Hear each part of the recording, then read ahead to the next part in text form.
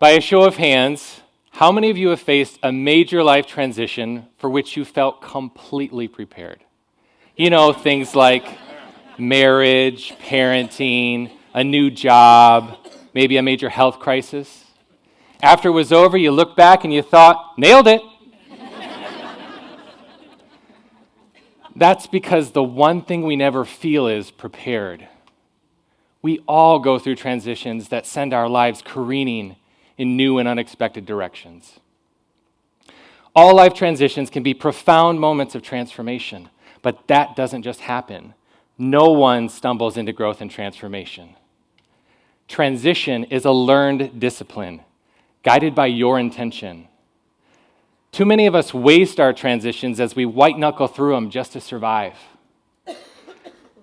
But inside the pain and the discomfort of every transition is an invitation to come alive and thrive, not just survive.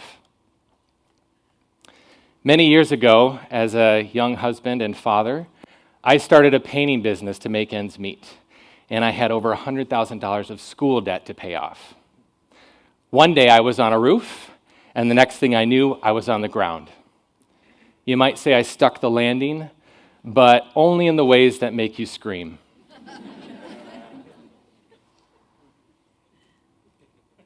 Do I have some slides? There we go. After 40 hours of surgeries, 24 screws and pins, 2 plates, some wires, and a grafted piece of cadaver bone, and my ankle was restored. But my painting career, my livelihood, was over. All transitions start with an ending, not a beginning. Mine started by ending my source of income. In the hospital, I cried to a friend, "I don't want to do this anymore." I wasn't just talking about how I earn a living. I was scared. I didn't know what to do or where to turn. I had to let go of the certainty that my painting business gave me, even though I wasn't satisfied with it, and grieve a profound loss of control. When transitions hit, we instinctively cling to what we know, the past. But looking to what's familiar isn't where the answers lie. We need to look within, and we need to look to others. We need to surrender our need for control. At the time I fell, I had launched a practice guiding people in transition called Liminal Space.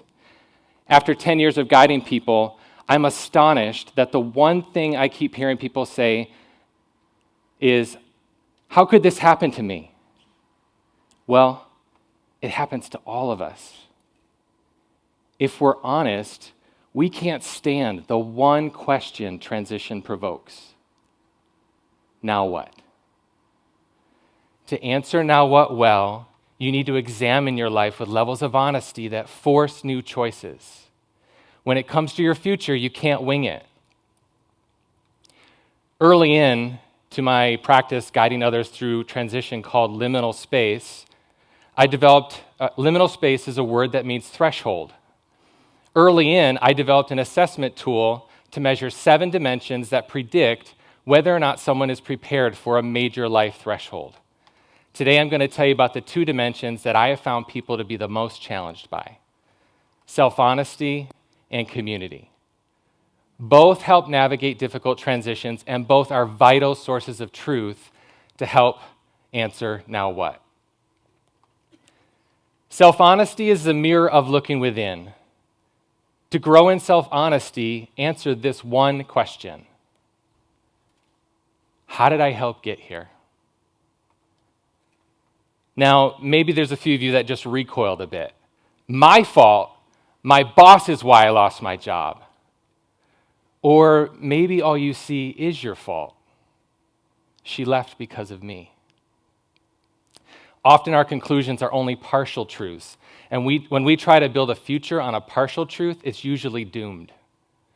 A friend told me after I fell, if you're honest, you knew before climbing the ladder that it wasn't a good idea. Have you ever had that special feeling of wanting to leap across the table and choke someone? His honesty wasn't cruel, it was kind, and he was right. I knew the roof was too dangerous that day. If you cannot own your part in choosing the path that got you here, you'll never own the path ahead. Our choices are always guided by our backstory.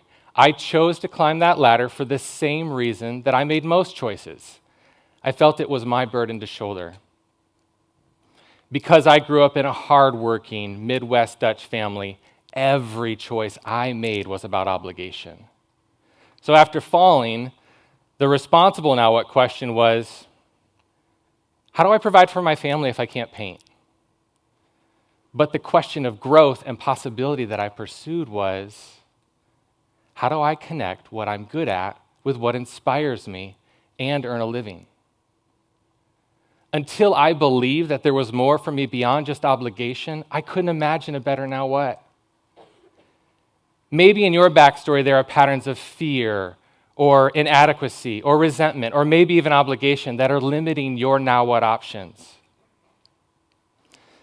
The next dimension is community. Community is the mirror that reflects back our life from the faces of others.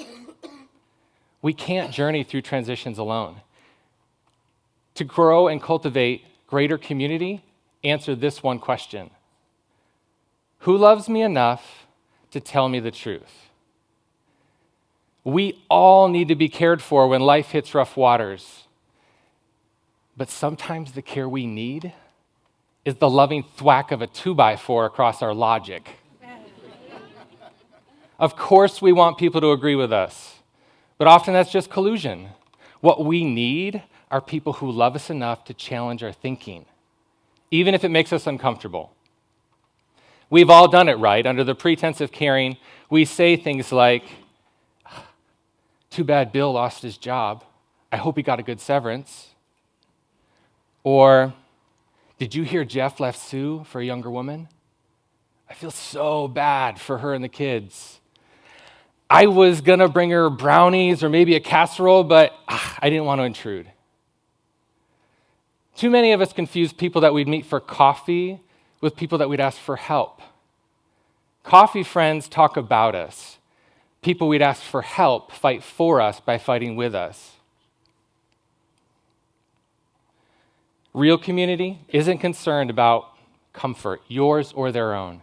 We invite them to say things to our face like, have you thought about this? Are you sure that choice is going to get you where you want to go? We ask them hard questions like, where's my thinking faulty? Or, how do you honestly experience me? Coffee friends will say, oh no, you're fine. Caring friends will say, well, sometimes your anger gets the best of you and it pushes people away. Like the shock of pain as our big toe smashes into the dresser at full stride, the truths that only others can tell us wake us up to the reality that we need to go in a new direction. Let me show you self-honesty and community in action. As a young Chinese American girl, Amy was placed in an English as a second language class that she knew she didn't need. Each day at a certain hour, she'd get up out of her desk and remove herself to go to this class. As she walked out, she felt everyone's eyes on her. This daily walk of shame, all because she was different, would go on for years. Here's the thing. She knew her English was good, but the adults in her life had made an assumption that kept her in a small box. When she finally took the risk to say to her teacher and her parents, I don't want to be in this class, that it further alienates me from my friends, she was told that you're wrong. You don't know what you need, and that was it. This is one of but many backstories that formed a core belief within her. And it sounded like, I am unseen. I don't know what I want. My voice doesn't matter. Fast forward 2 decades, and Amy has chosen a career that mirrors the lie of invisibility and unworthiness. She's tucked away in the back corner of an office, working as an assistant, feeling hollow and unseen. She was miserable, and she had that gnawing feeling that something needed to change, that there was more for her life. The pain, the discomfort was the transition inviting her to grow. So, knowing that eyes on her brought shame, I asked her to do a brave thing. Asked 12 colleagues and friends to speak about what they believed she was good at and what they saw for her future. And they all came back saying the same things. One person said it best, and he had stories to back it up. He said, "Though you keep choosing jobs that let you hide, I see you come alive when you're leading others." The truths that Amy was searching for to help answer now what were all around her in the faces of others. Where she felt invisible, they named strong presence. Where she felt that she was a supporting actor, they called forth her leadership.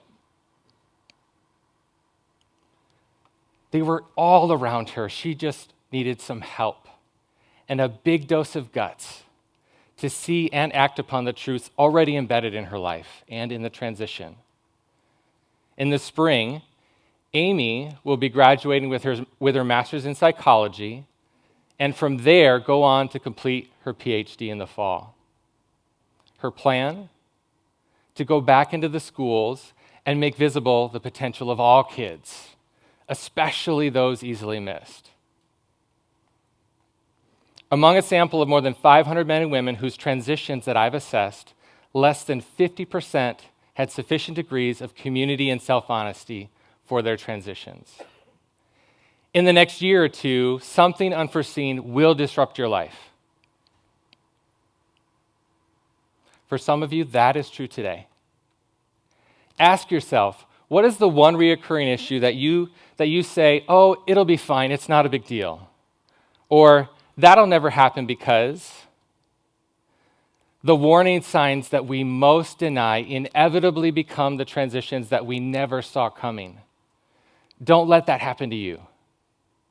When your next transition hits, will you have the courage to look within and ask how you helped get there, even if it's hard to face?